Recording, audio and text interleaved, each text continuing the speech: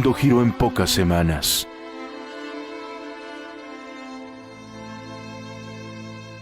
Las calles ahora están vacías.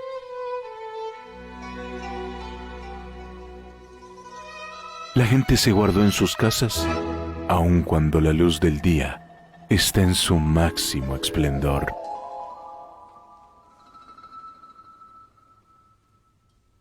Como en un relato de ficción, el quetzalteco no imaginó que la sonrisa, el beso y el abrazo fuera arma letal. Un virus imperceptible contagia príncipes, presidentes, magnates. El ser humano como ciervo espantado, escondiéndose del lobo que olfatea en cada esquina. La luz del día se ciñe sobre el occidente. La tarde cae con un bello azul. Las calles quedaron vacías, similar a un encanto que se llevó a los ciudadanos. ¿Qué se hicieron los jóvenes? ¿Dónde está la alegría? ¿Por qué gobierna el silencio? El tiempo. Pocos años una bendición, muchos años una condena que cerca y acorrala con la risa, el beso y el abrazo.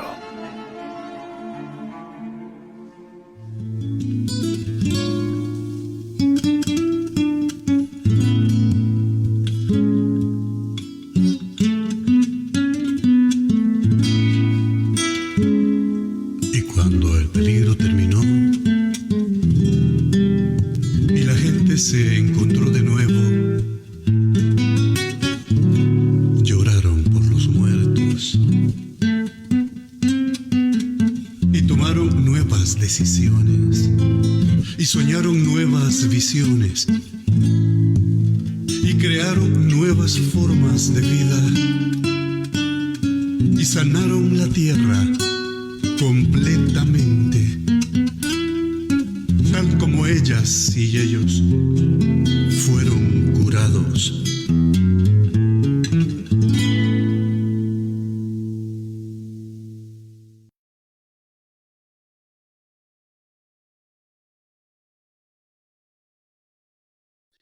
Buenas noches, amigos y amigas que están conectándose por las redes sociales de la prensa de Occidente, y bienvenidos los que están por conectarse. Mi nombre es Adrián Velázquez y mi oficio es el periodismo.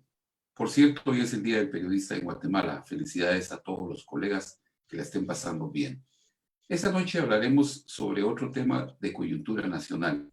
Se trata de la Carta Democrática Interamericana de la Organización de los Estados Americanos, OEA. Y es que la desesperación por la magnitud de la crisis política que atraviesa el gobierno del presidente Alejandro Yamatei buscó ayuda invocando este documento. Esta carta es reconocida como un instrumento para la promoción y fortalecimiento de las democracias en América Latina, principalmente pensada para activar mecanismos que eviten rupturas del orden constitucional o golpes de Estado. Para ampliarnos más sobre este tema y conocer más lo que está sucediendo, esta noche invitamos a tres conocedores del tema. Se trata de Juan León, quien fue delegado alterno de Guatemala ante la OEA, y también tenemos a Edgar Gutiérrez, quien fue ministro de Relaciones Exteriores, y Ronaldo Robles, exsecretario de la Secretaría de Comunicación de la Presidencia. Buenas noches, bienvenidos, señores. ¿Cómo están ustedes? Buenas noches. Buenas noches, Adrián. Mucho gusto. Para iniciar, me gustaría que la intervención del señor Juan León, para que nos explicara qué es la Carta Democrática Interamericana, qué países la han invocado y qué resultados han tenido. Por favor, bienvenido. Muchas gracias. Buenas noches. La Carta Democrática Interamericana fue aprobada por la Organización de Estados Americanos el 11 de septiembre del 2001 en Lima, Perú. y justamente se da en el marco de una situación de crisis política en varios países, desestabilización institucional, debilitamiento de la estructura organizativa de los estados, mucho movimiento y asolaba pues varios golpes de estado, ya sean técnicos o reales. Es por esa razón que la OEA toma como preámbulo todos los instrumentos interamericanos, la Carta de la OEA, la Carta de Derechos Humanos, la Carta Interamericana de Derechos Humanos y otros para conformar una serie de articulados, 28 en total, en las que se van describiendo situaciones para evitar estos golpes de Estado o debilitamientos de las democracias, pero además para fortalecer la participación de la población, para fortalecer las instituciones civiles también y que haya realmente un Estado de Derecho funcional, garante de los derechos humanos, garante del desarrollo económico y social, y que respete los derechos, no solo los derechos humanos en general, sino también de las mujeres, de los pueblos indígenas y en otras partes se llamaron grupos étnicos. Ese es como el resumen de la Carta Democrática y la han suscrito todos los Estados miembros, 34 estados que participan plenamente en la OEA. Entonces, esto es como el marco general de la Carta Democrática. Y también un articulado es que los estados que se sientan amenazados por golpes de Estado, por debilitamiento de su estructura institucional, podrían pues llamar la atención de la OEA y solicitar una delegación para que in situ fortalezcan o contribuyan a facilitar mecanismos de salvar esa democracia. Pero entiéndase bien que es en un marco de amenaza de golpe de Estado producido por grupos de poder, grupos fácticos, pero no es como el debilitamiento institucional o una amenaza a la cuestión democrática producida por el propio gobierno, como ocurre actualmente en Guatemala. Pero ¿otros países en el pasado ya lo han usado?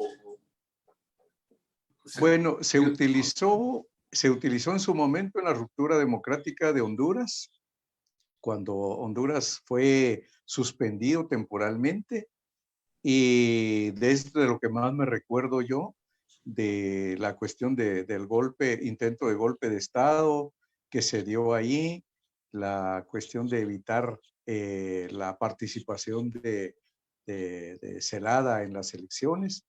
En Paraguay creo que también se evocó la Carta Democrática con ese golpe de Estado que se dio contra Lugo. De ahí no me recuerdo, pero creo que los otros colegas, amigos, podrán complementar esta información. Muchas gracias.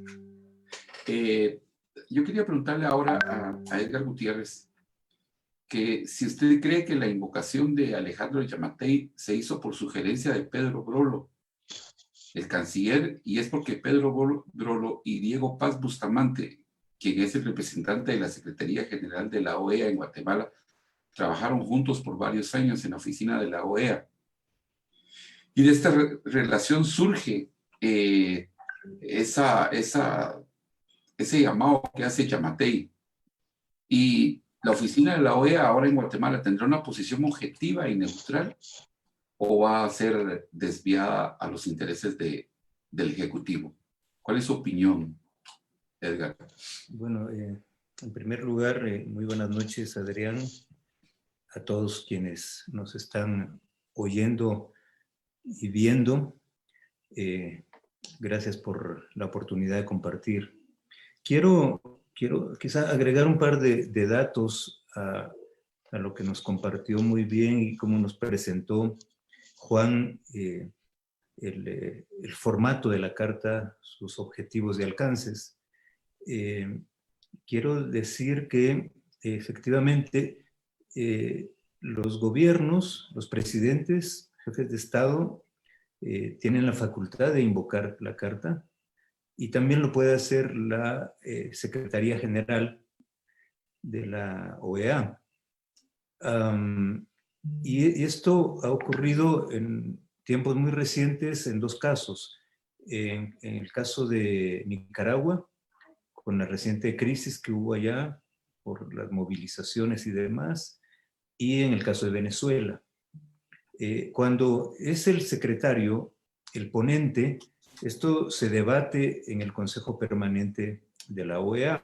El Consejo Permanente lo conforman los representantes acreditados de cada Estado miembro ante la Organización de Estados Americanos en Washington. Este Consejo Permanente tiene un presidente, quien es el que pues, dirige las sesiones por lo regular. En el caso de Nicaragua, no hubo un consenso y se llevó a votación, y la votación fue contraria. Se consideró, el Consejo Permanente consideró que no había una situación que ameritase invocar la Carta Democrática. En el caso de Venezuela, fue una discusión y una votación muy tirante y muy ajustada. Finalmente se decidió que sí, porque hubo serias presiones de Estados Unidos, pero el gobierno la rechazó, ¿verdad? Estos son otros antecedentes que suman a los que ya Juan León nos mencionó. Claro. Ahora, sobre quién sugirió, quién decidió, francamente yo lo ignoro. Yo no sé si fue el canciller, más bien tengo la impresión que fue el presidente el que le pidió al canciller que él hiciera la gestión, ¿verdad? A mí me parece totalmente fuera de lugar. El cuadro de ingobernabilidad democrática de Guatemala no califica para que lo haga el presidente.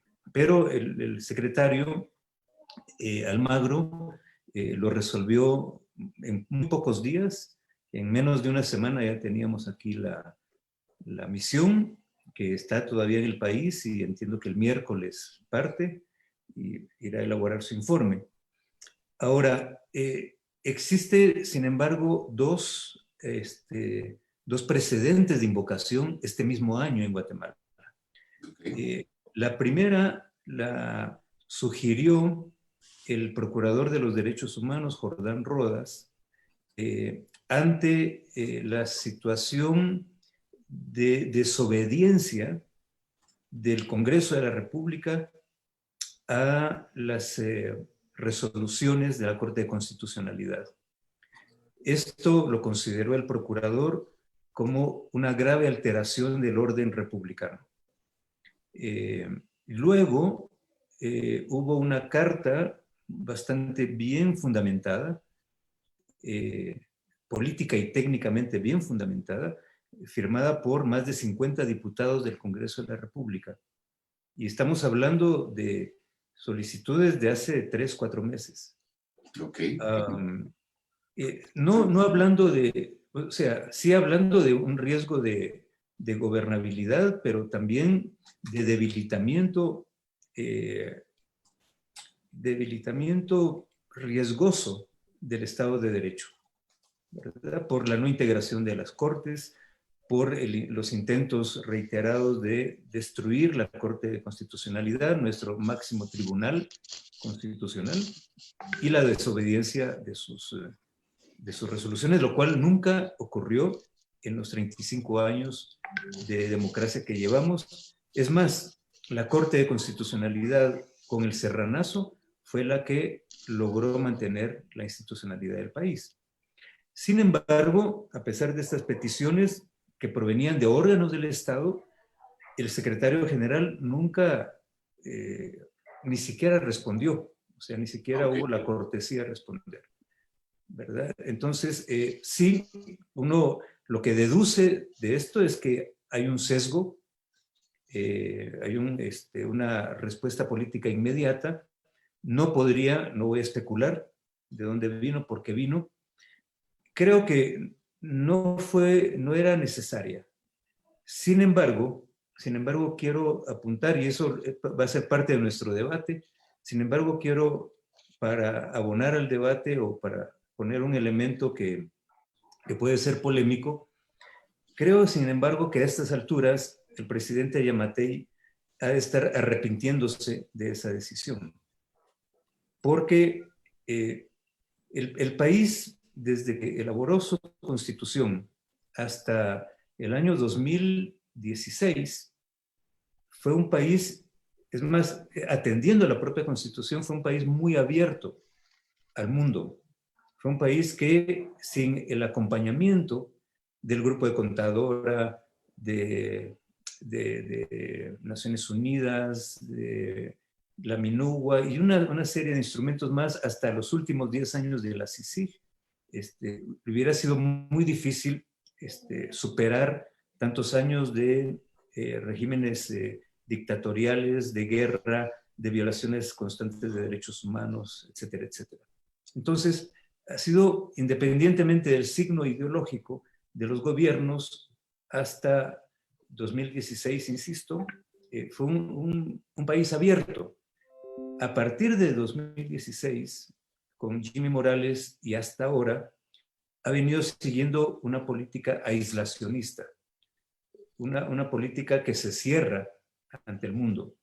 Y esta vez llamar a la OEA, aunque sea impropio, aunque no haya materia, creo que fue un error táctico de esa tendencia conservadora que se ha venido implantando en los últimos 2 gobiernos. Muchas gracias. Ilustrativa la intervención, porque yo no tenía la menor idea que ya lo había hecho el Procurador de los Derechos Humanos ni el grupo de diputados que usted menciona. Interesantísimo.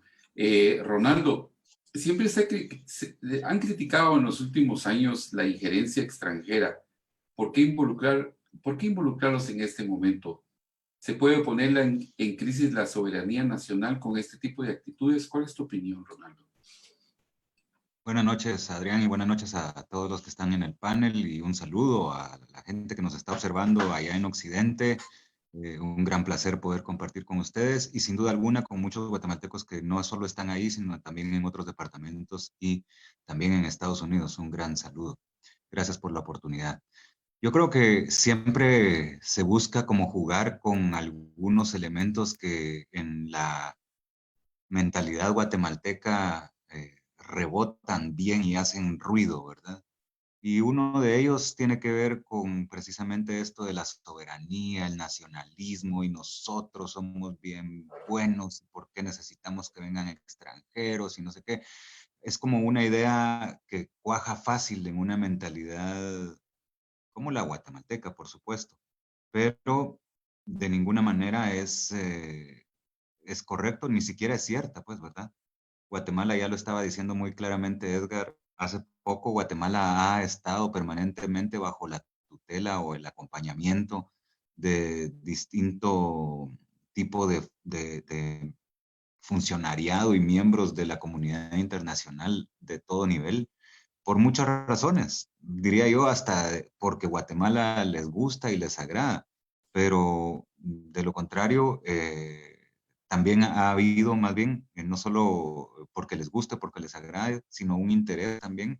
Guatemala tiene una posición estratégica que es muy importante y que a veces no se tiene conciencia de ello, y por lo tanto también llama la atención y tiene una atención pública también de otros países, digamos.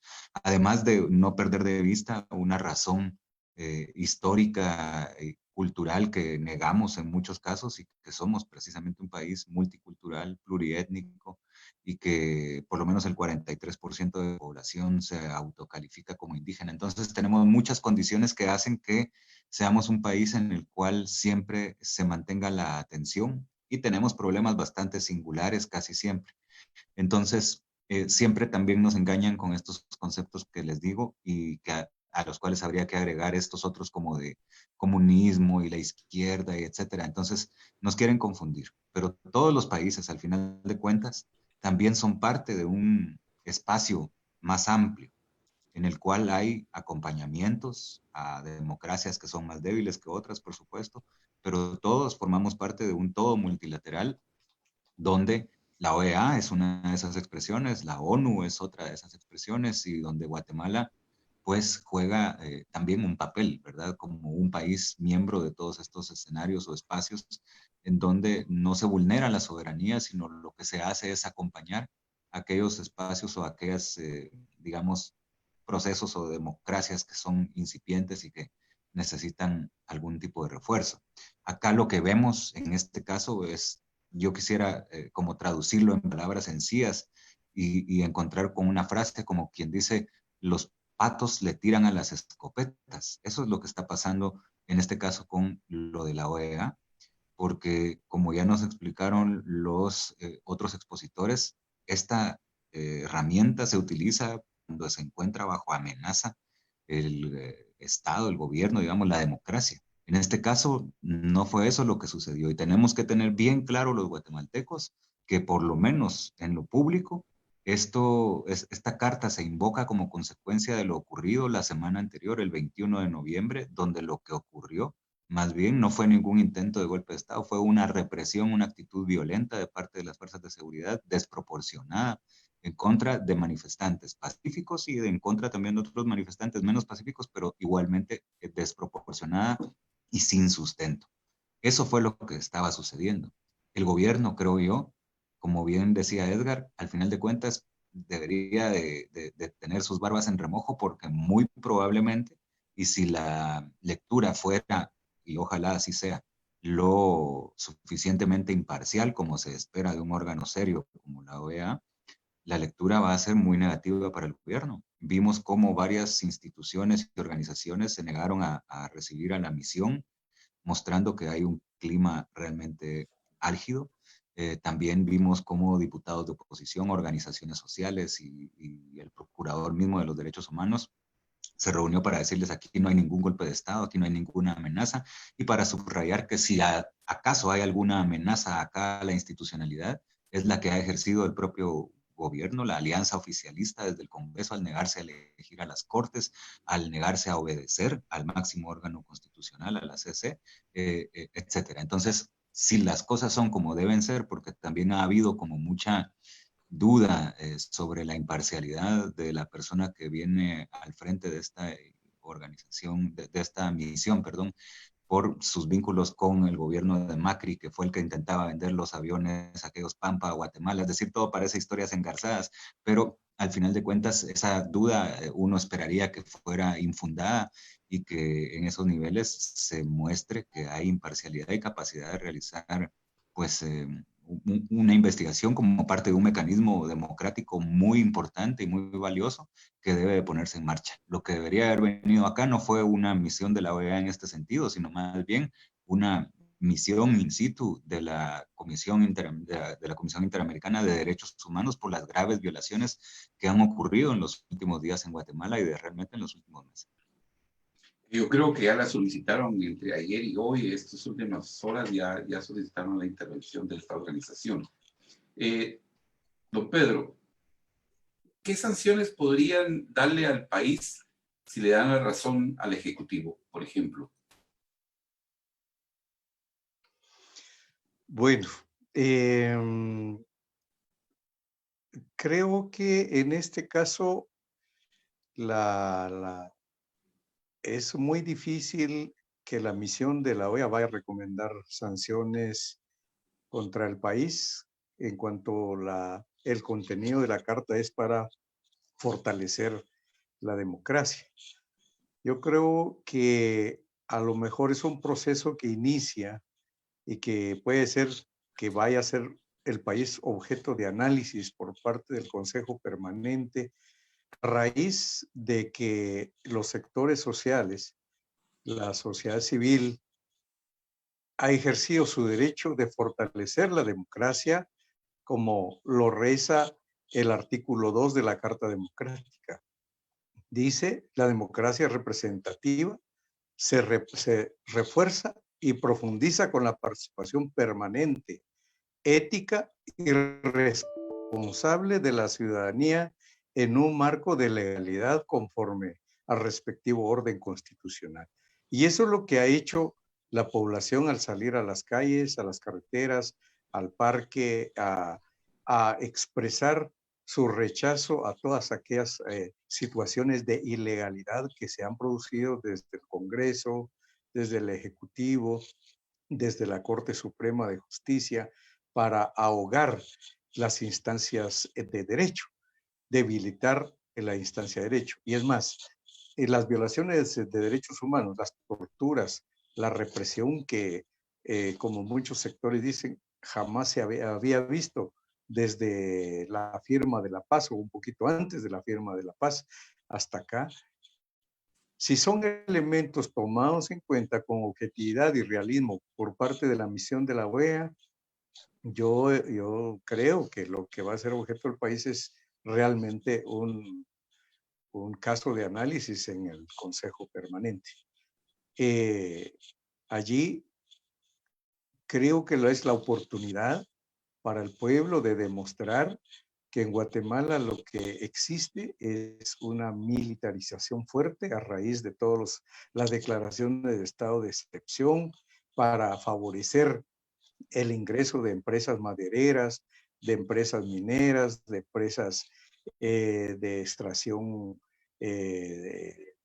minera en estas regiones, de debilitar el movimiento social, el movimiento indígena, de encarcelar injustamente a lideresas, mujeres y hombres que han luchado por dar, digamos, fuerza a ese Estado de Derecho. Además, hay elementos que pesan sobre el gobierno, como la falta de probidad y la falta de la ética de hacer un buen gobierno. Por ejemplo, en el artículo 4 se reza que son componentes fundamentales del ejercicio de la democracia la transparencia de las actividades gubernamentales. La gente se cuestiona ahora dónde están los miles de millones de quetzales que se aprobaron por parte del Congreso para asistir a la población por la emergencia del COVID. Eso no está claro. No se han rendido cuenta. La probidad. El Congreso no es una entidad de probidad. El respeto por los derechos sociales y la libertad de expresión y de prensa. Hay suficientes videos, suficientes materiales para demostrar que el Estado no solo se ha debilitado, sino que un grupo de personas faltos de probidad, les gusta la corrupción y la impunidad, están llevando al Estado a un estado de control, a un estado de represión para sus propios intereses. Entonces... disculpe, dice el licenciado Julio César Aceituno, quien nos está viendo, que la totalidad de la Carta no regula sanciones dentro de sus 28 artículos.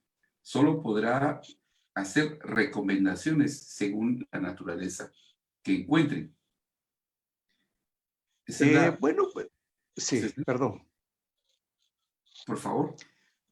Sí, yo creo que, por ejemplo, el caso de Honduras, que fue un caso paradigmático, ahí fue sancionado el país con la suspensión de su participación.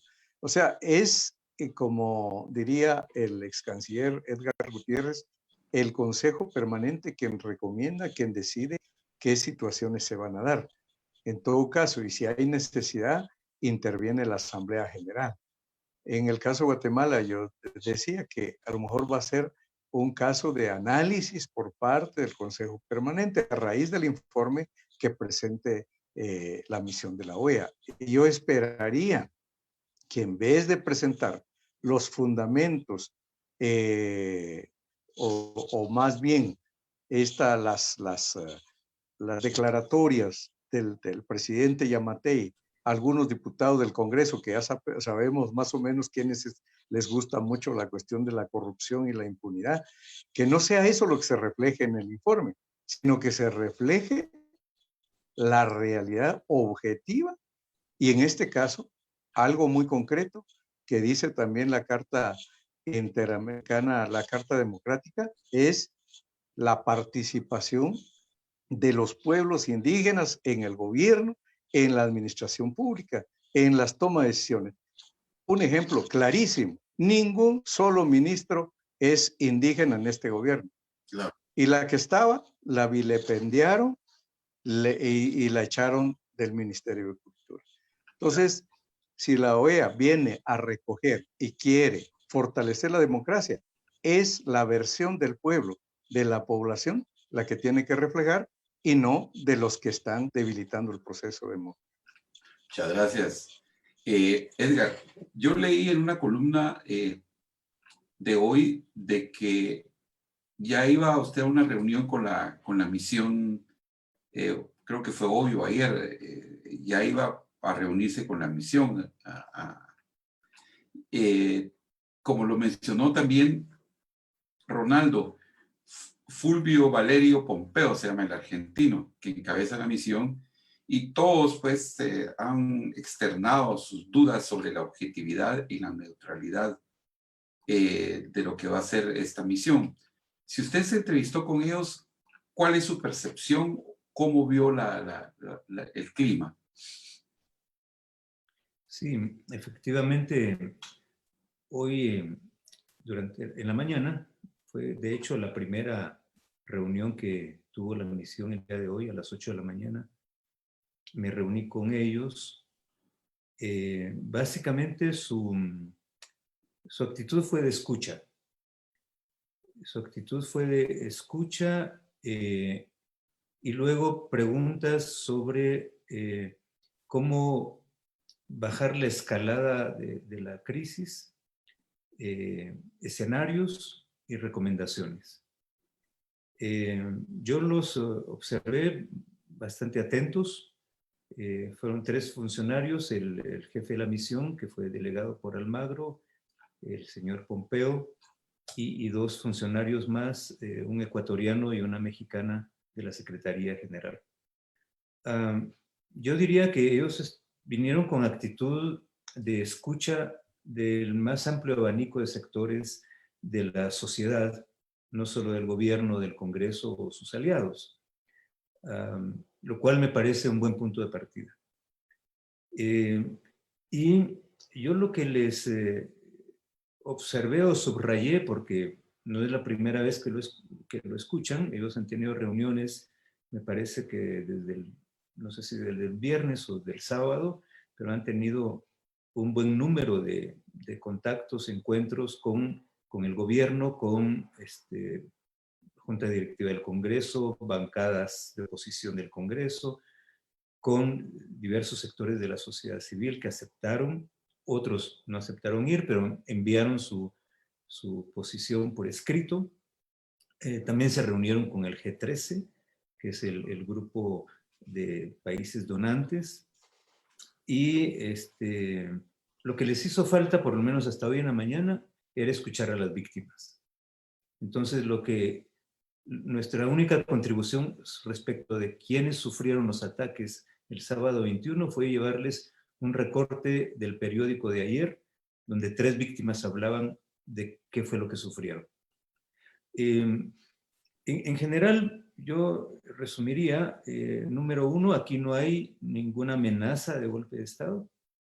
Aquí lo que existe es una amenaza al Estado de Derecho provocado por el propio Congreso y el Ejecutivo, que no están integradas desde hace más de un año las cortes del organismo judicial, que el pueblo hizo uso legítimo de su derecho de protesta, un derecho garantizado por nuestra Constitución y por N cantidad de convenciones internacionales.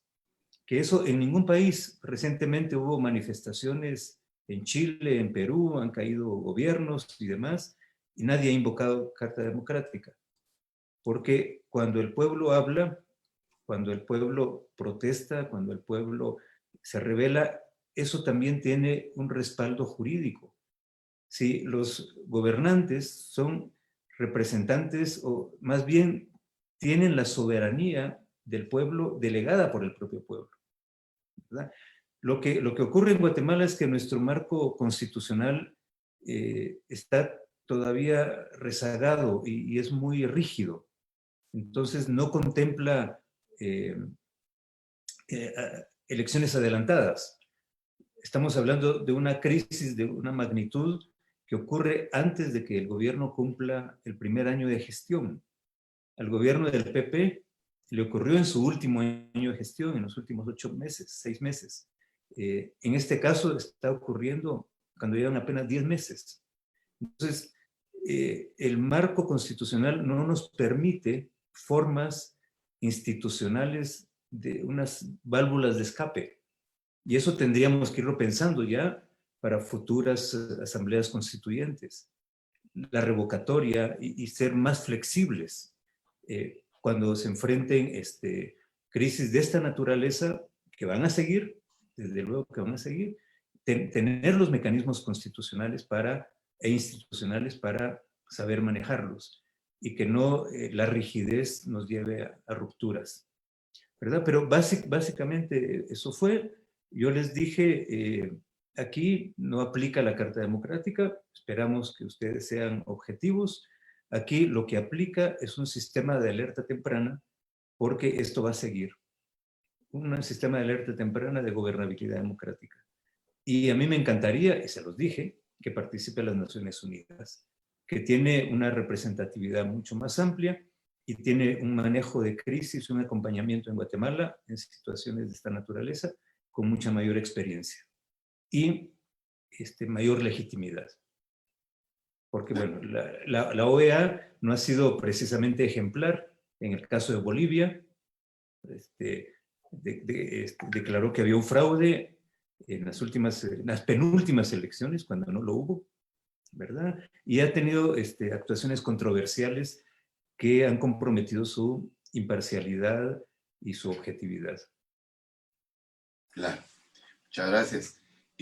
Hablando de esos escapes que tiene que tener la sociedad y los cambios, pues estamos de acuerdo, creo yo, con ustedes, de que lo que pasó hace una semana en el Congreso no fueron los grupos que salieron a manifestar, sino que fue gente infiltrada como un plan ahí de parte de la gente que quería meterle miedo a los manifestantes.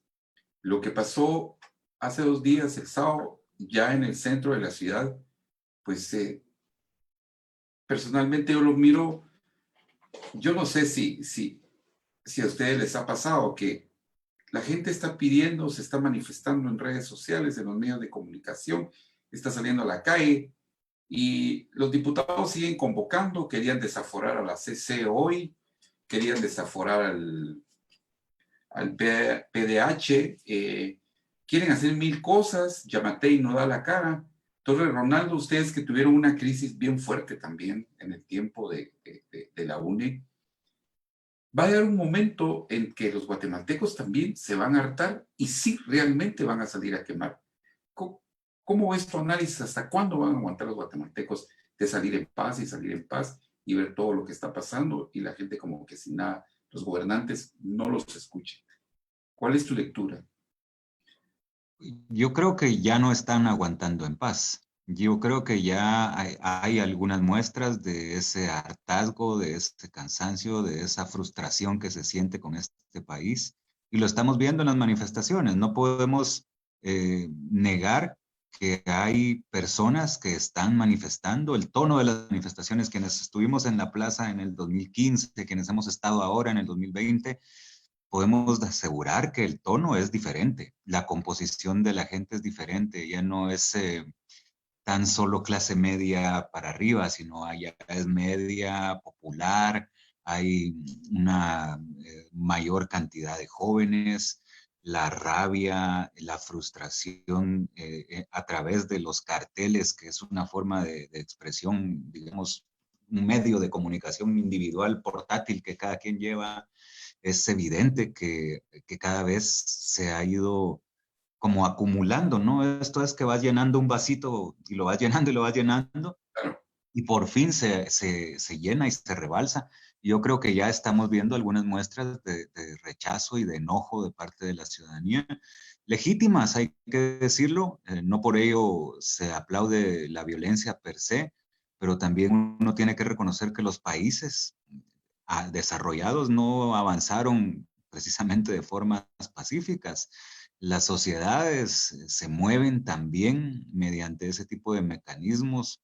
La quema del autobús, que al final de cuentas terminó de llevar toda la atención. La plaza estaba pues básicamente llena, ¿verdad? Con familias y con una manifestación completamente en paz, cuando de repente siembran, me parece a mí, este autobús ahí, en ese lugar, y ya después vemos y vamos a seguir viendo a jóvenes que no precisamente eran infiltrados, sino que yo mismo en el 94, 93, en el 93, perdón, cuando hay ahí en los eventos de la depuración y toda la cosa, hay un momento en que Ninette Montenegro y distintas organizaciones entran al Congreso de la República, rompen una puerta sobre la Octava Avenida, y yo andaba ahí de chute, yo estaba en quinto bachillerato, ¿no? Y yo también me metí, entré y toda la onda, entramos al hemiciclo, y eso lo hace uno como joven, y sin duda alguna muchos jóvenes en este momento también lo hacen así.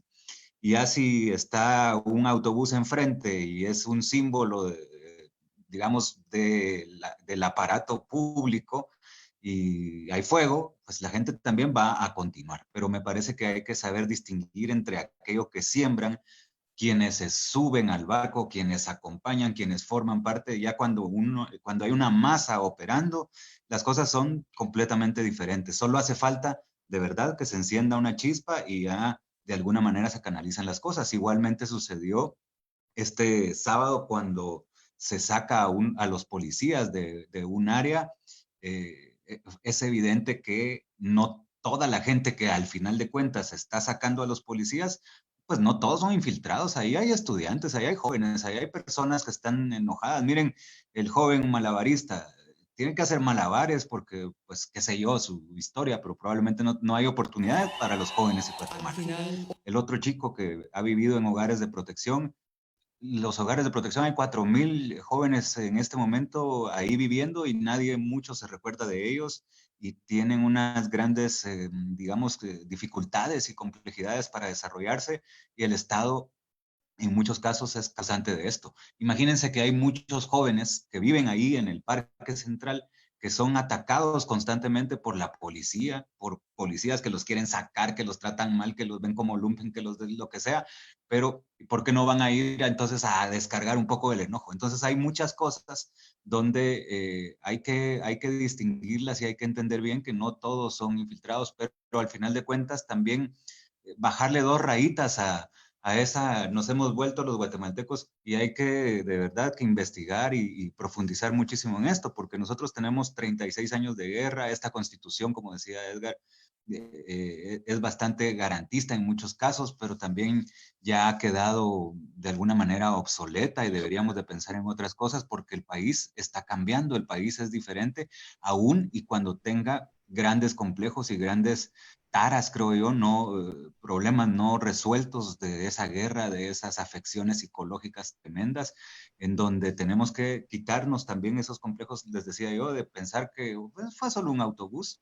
En las protestas estudiantiles de los 90s, 80s, 70s, por supuesto, eran colas de autobuses que se estaban quemando como para demostrar el enojo de la gente y no, eso no tiene que desanimar a nadie ni decir, ay, es que así no se hacen las manifestaciones, así se hacen aquí en Estados Unidos, botando monumentos, saqueando lugares. En Francia acaban de saquear un banco, en Chile estaciones del metro, etcétera. No estoy diciendo por eso que se haga de la misma manera, pero cuando el Estado no escucha, que es lo que está sucediendo ahora, cuando se cierran los caminos, cuando se niega la posibilidad del diálogo democrático, de disentir, de darle espacio a quienes piensan diferente, los caminos se cierran y llega la violencia. Así empezó la guerra en Guatemala. Así que no nos asombremos tanto tampoco. Claro. Cuando estábamos organizando este este conversatorio, hace una hora y 15 minutos, yo leí un tuit de que la Corte Suprema de Justicia le había quitado al juez Chitemul su derecho de antejuicio. ¿Cuál es su lectura, señor León, viendo que está la gente protestando, viendo todo lo que está pasando y hacen esto en la Corte Suprema? Es que, a ver, esta es la otra realidad, ¿verdad?, que vive el poder. Ok. Hay 4 antejuicios presentados contra el diputado Felipe Alejos que son rechazados por la Corte Suprema. Es más, después del último, Estados Unidos declara no elegible al señor Felipe Alejos. Y cuando Estados Unidos declara no elegible a un funcionario o exfuncionario, es porque tiene suficientes elementos de convicción para señalarlo. Y es un mensaje a la justicia de Guatemala. Y si la justicia de Guatemala está interesada en conocer cuáles son los fundamentos, existen los mecanismos de comunicación y de intercambio de información para tenerlos. Es decir, aquí nuestro problema es que están protegiendo, están dando impunidad a gente que está señalada con fundamentos, y no solo me refiero al señor Felipe Alejos, me refiero a otros más, y sin embargo están quitando el antejuicio a magistrados de la Corte de Constitucionalidad que están haciendo su trabajo. Entonces, la pregunta de nuevo es, ¿quién de veras está alterando el orden republicano y quién está debilitando el Estado de Derecho? Y sabemos que el Estado de Derecho tiene dos pies. Uno es el respeto de los derechos civiles y políticos de las personas, de la ciudadanía, que se está violentando con la represión, que se está violentando con la persecución de periodistas, detenciones arbitrarias, amenazas, intimidaciones, acusaciones de sedición, etc. O sea, ahí ya, ¿quién lo está haciendo? No lo está haciendo nadie más que los máximos órganos del Estado. Están atentando contra los derechos civiles, están tirándole un tiro a un pie del Estado de Derecho. ¿Y cuál es el otro pie del Estado de Derecho? El otro pie del Estado de Derecho es la responsabilidad, es el cumplimiento del mandato que un funcionario tiene. Los jueces, los magistrados de la Corte Suprema de Justicia no están cumpliendo su mandato. Están anulando su mandato, están siendo siervos de intereses espurios que están atentando contra el bien común. El Congreso de la República, o al menos su mayoría, coaligada con el gobierno, está no solo incumpliendo su mandato, sino está violando leyes fundamentales del país. El Poder Ejecutivo, al desatender a las poblaciones afectadas por la pandemia, por las tormentas, al hacer mal uso de los recursos, al no rendir cuentas, al no reconocer el derecho ciudadano de participación y mantener la cadena de mando responsable de los hechos que ya muy bien narró Ronaldo, del 21 de noviembre y del sábado pasado, es también parte del problema. O sea, nuestro asunto es que los dos pilares del Estado de Derecho están siendo socavados por el Congreso de la República, la Corte Suprema de Justicia, que ya lleva más de un año fuera de su mandato, y hasta el Ministerio Público, porque en el Ministerio Público, donde se tiene que llevar a cabo la investigación diligente y objetiva, no está ocurriendo esto. La única unidad que mantiene su autonomía y que hace su función es la FESI. Entonces, sí, estamos ante un problema de carácter sistémico, ¿verdad? De un intento de ampliar el secuestro de las instituciones democráticas del Estado. Y esa es una amenaza para la democracia. Y esa sí es una amenaza para el orden republicano. Y eso es lo que se le tuvo que explicar a la misión de la OEA, a la misión exploratoria de la OEA, porque aquí el problema no es la sociedad, el problema nos está resultando el régimen. Ya. ¿Las estructuras paralelas volvieron otra vez? ¿Ya sin la CICIG? Es decir, nuevamente estamos en un poder que no conocemos. Cualquiera, es una pregunta que hago a cualquiera de ustedes. Las estructuras paralelas no se han ido. Las estructuras paralelas siguen funcionando allí, y más bien lo que hemos estado viendo en los años recientes ya es la consolidación de algunas de sus vertientes.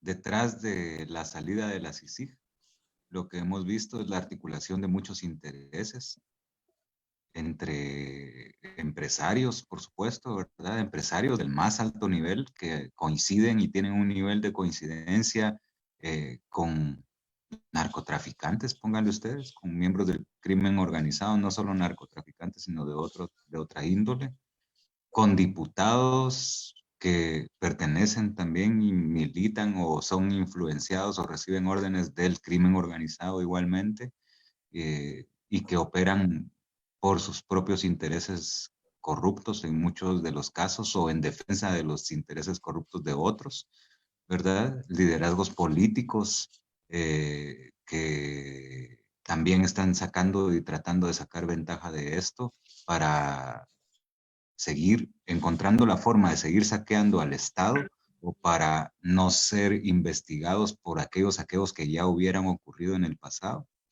Tenemos a magistrados de la Corte Suprema, que es el máximo órgano del Estado, del país, en interpretación de todo el sistema penal, civil, etcétera, ¿verdad? No constitucional. Y lo que hemos visto es que precisamente, ya como lo decía Edgar, hay casos con pruebas, con escuchas telefónicas, con testigos, con personas que están en la cárcel, y lo que ha pasado es que la Corte protege a estos políticos, ¿no?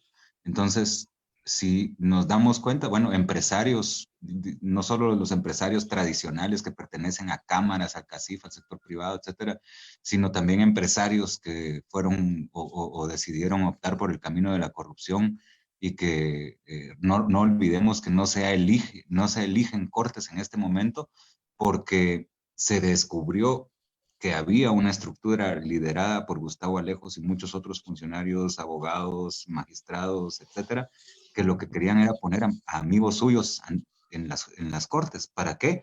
Para obtener beneficios con fallos que les permitan seguir haciendo que esto siga funcionando de la misma manera. Y eso significa que exista como un Estado capturado, con organizaciones, con crimen organizado, ahí sí, ¿verdad? Que se organizan para cometer crímenes en función de ser un poder paralelo que decide a quién se le asigna obra pública, que decide cómo se distribuyen los recursos que son de todos los guatemaltecos, sin importar si tienen pies o cabeza y si hay algún sentido.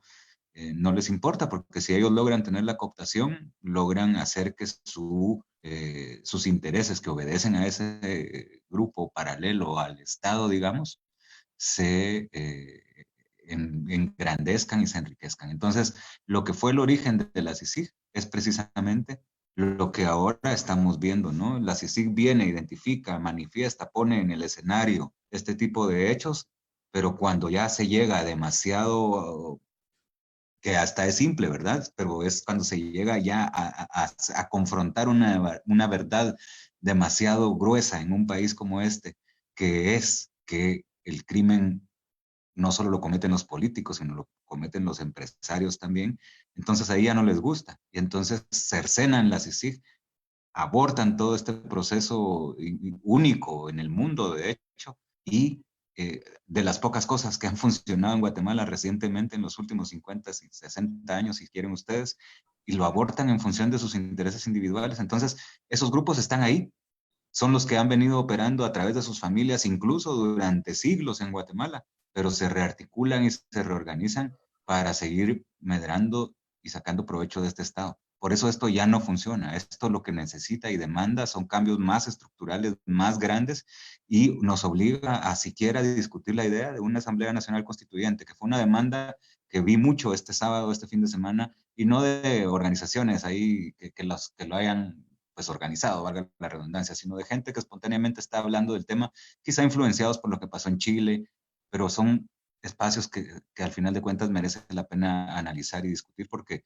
acá nada está funcionando. Somos más pobres, solo un puchito de gente es más rica, pero la mayoría de la población es más pobre, la clase media es cada vez más pequeña, la desnutrición está yendo al alza, no tenemos capacidad de ser un país atractivo para las inversiones, no se respeta ni la ley, pues lo que siempre cacarean de el respeto de la institucionalidad, del Estado de Derecho y las reglas establecidas, etcétera, ni siquiera eso predican. Entonces, lo que están es llevando al país al fracaso, un fracaso en el que ellos también van incluidos, pero parecieran no percibirlo. Y es algo sobre lo que tenemos que actuar. No podemos dejar que las cosas sigan así. Y es difícil encontrar la salida, pero por supuesto que hay salidas y tenemos que verlo con procesos que van a tomar su tiempo, pero ya va siendo la hora de hacer cosas grandes, a grandes problemas, grandes soluciones.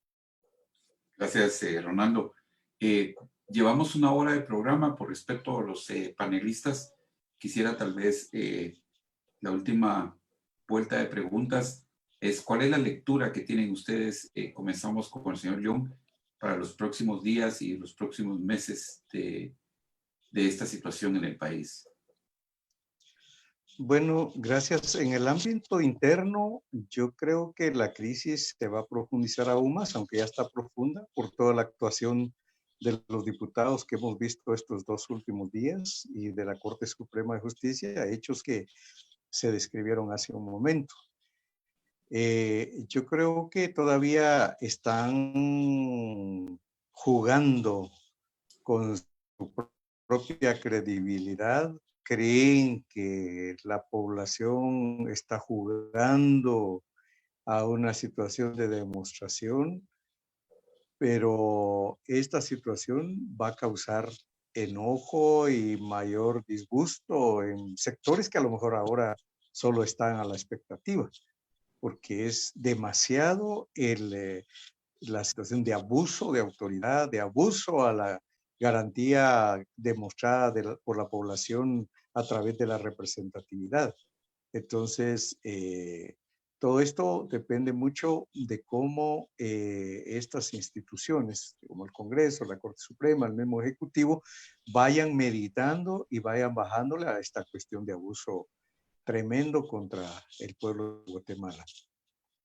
Lo otro es que creo que está creciendo la conciencia de la población, está perdiendo miedo. En un momento determinado, la pandemia del COVID sirvió para neutralizar la movilización de la población. Hicieron cosas absurdas, aprobaron proyectos diferentes que van a lesionar los intereses de la población. Pero ese miedo ya se ha perdido, la población está manejando con responsabilidad la movilización, y en ese sentido yo esperaría un crecimiento de exigencia y obviamente hay, ¿cómo se llama?, objetivos bien claros de pedir la renuncia del presidente, de la renuncia de los diputados, de la suspensión del centro de gobierno, etcétera, etcétera. Entonces, creo que a corto plazo se avisoran todavía más movimientos, pero todo esto depende de las propias autoridades también, cómo quieran manejar esta situación. Muchas gracias. Yo quisiera preguntarle a Edgar, además de la lectura que pueda tener para los próximos meses, ¿cómo cree que va a ser la reacción del gobierno de los Estados Unidos ante esta crisis y con el cambio que tiene? Y además, ¿dónde quedan los tanques de pensamiento que pueden contribuir o cómo irá a quedar la situación al final del día? Bueno, primero quiero decir que coincido con Juan León. Pienso que esta crisis tiene mecha larga. Creo que va para largo. Y me basta con describir los tres actores principales en este momento. El Pacto de Corruptos no tiene ninguna vocación democrática ni de diálogo. Ellos se creen en su pleno derecho de seguir usurpando funciones y haciendo manejos oscuros de los recursos públicos. Ellos no representan a la población.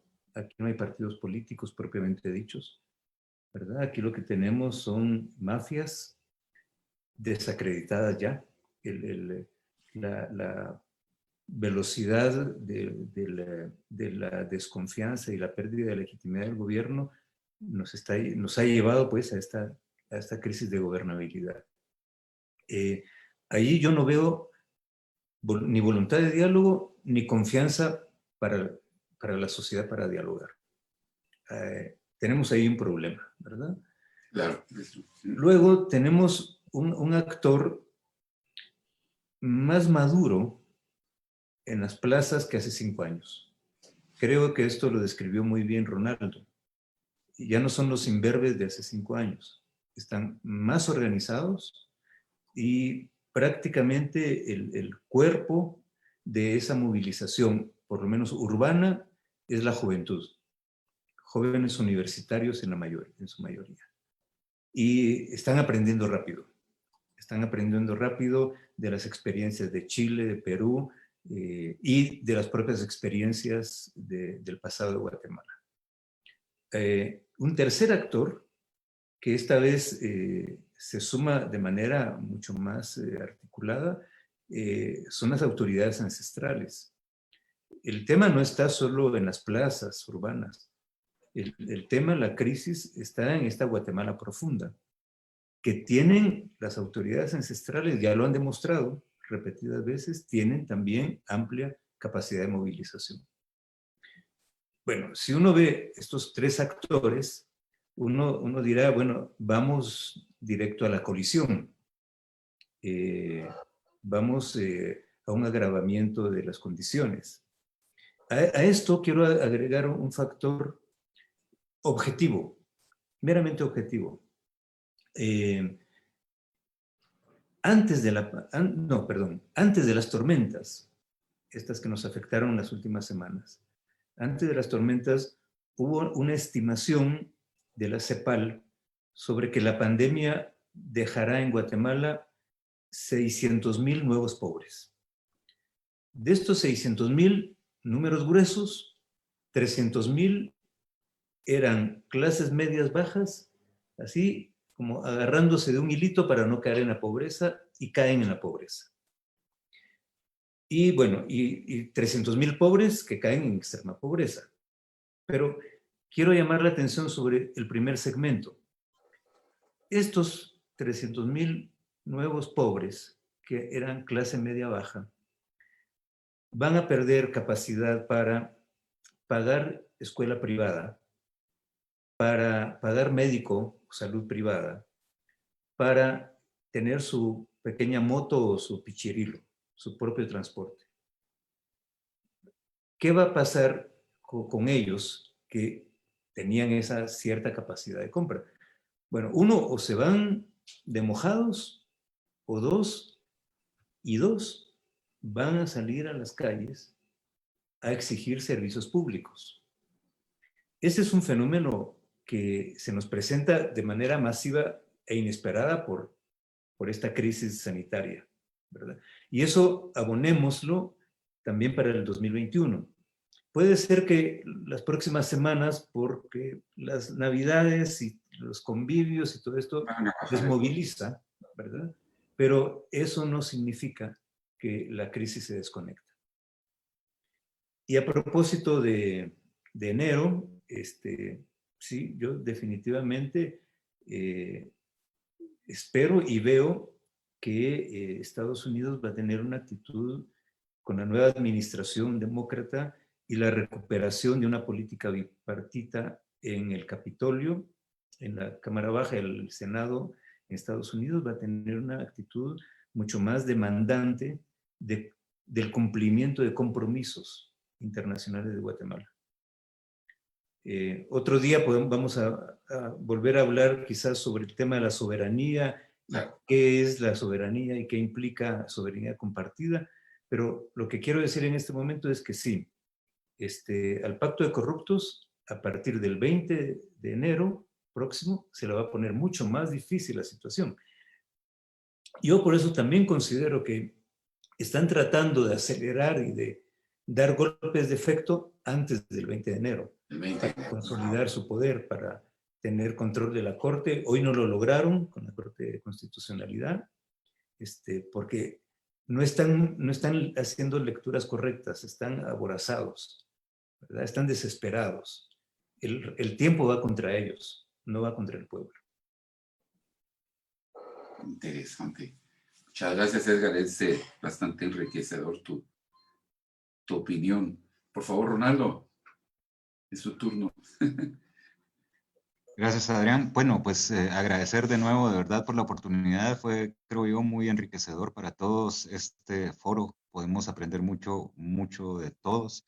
Y ciertamente creo que estas semanas que vienen no necesariamente va a volver a subir el tema. Como decía Edgar, la Navidad y todo esto siempre desmoviliza a las personas, pero tenemos que estar atentos porque a mí me late que el hecho de que no hayan podido hoy terminar de avanzar con lo de la Corte de Constitucionalidad no será su último intento.